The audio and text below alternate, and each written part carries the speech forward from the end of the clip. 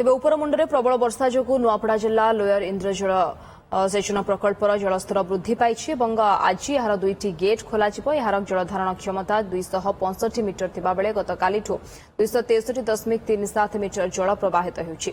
आज सकाळ 11टा बेले दुईटी गेट खोल से तलिया अंचल डाकबाजी जंत्र साहाय्य लोकंकु सचेतन करा जाउछि। नुआपड़ा और बलांगीर जिलार अनेक तलिया अंचल प्रचार करा जाइछि।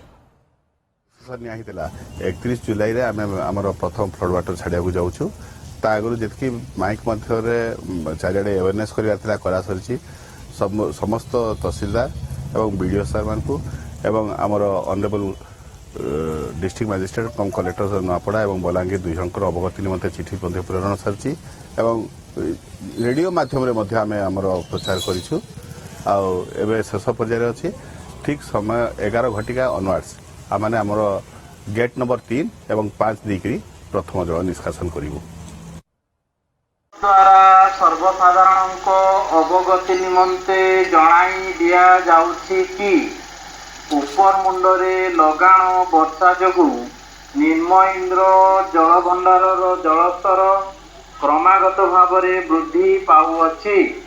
एणु ए वर्षर प्रथम बन्या जल तारीख 31/7/2024 पूर्वाह्न 11 घटिका समय बिलवे गेट माध्यम नदी मध्य को छाड़ा को निष्पत्ति निया जाइअछि। एणु आपण मानंकु अनुरोध करा जाउछि जे आपण माने सपरिवार तथा आपण मानकर समस्त गृहपालित पशु मानंकु नदी मध्य को एवं ताहार पार्श्ववर्ती अंचल को न छाड़ा को अनुरोध।